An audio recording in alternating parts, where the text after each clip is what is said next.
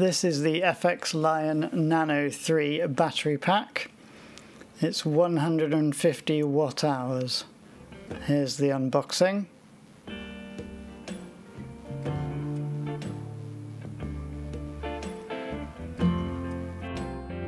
Here's how big it is. It's quite bulky, but it's not too heavy.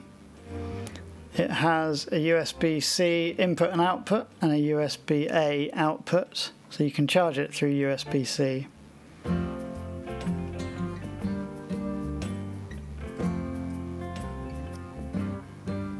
It also has a D-tap output, which is what I'm going to be using to connect it to my camera. It outputs about 16.5 volts when it's fully charged, which is good because the Blackmagic cameras will take between 10 and 20 volts.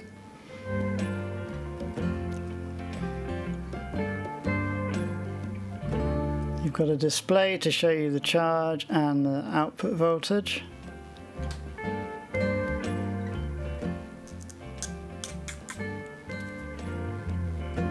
I'm using this USB-C PD charger that I got with some other device to charge it. Seems to take about 4 hours or so to fully charge. Here's what it looks like when it's charging.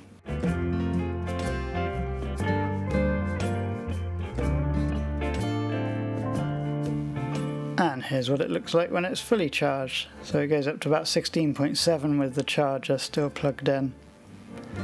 I can use the USB-C to charge my Google Pixel Pro phone.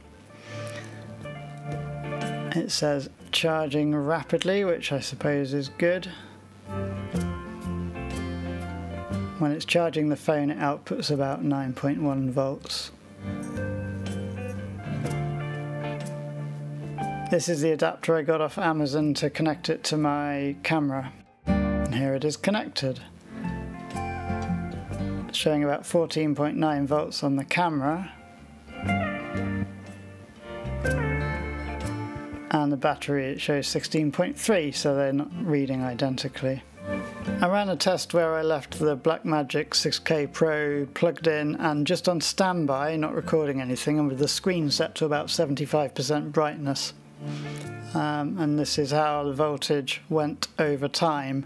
It's a 150 watt hour battery. The camera's manual says the camera draws about 15 watts in standby, so best case you're going to get 10 hours.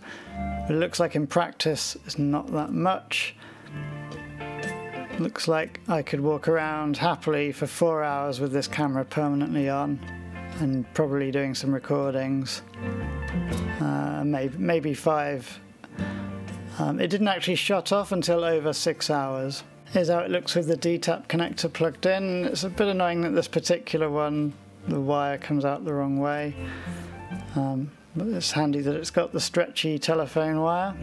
I also got this V-mount belt clip, which is a small rig one.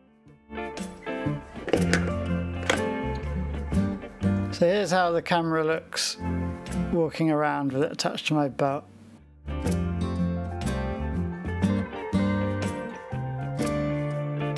And you can keep the camera fairly mobile. I might just sling it in a backpack, but it's good to have the option.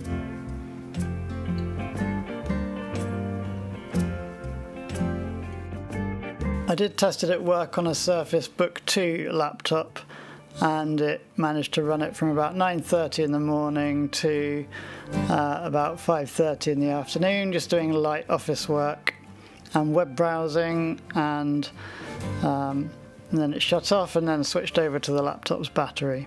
So there we have it, the FXLion Nano 3. It'll power my Blackmagic 6K Pro for a good chunk of the day, left permanently on, which is helpful because I can record more quickly because I don't have to wait 20 seconds or so for the camera to boot up. It's versatile enough to use for other things like charging a phone or a laptop.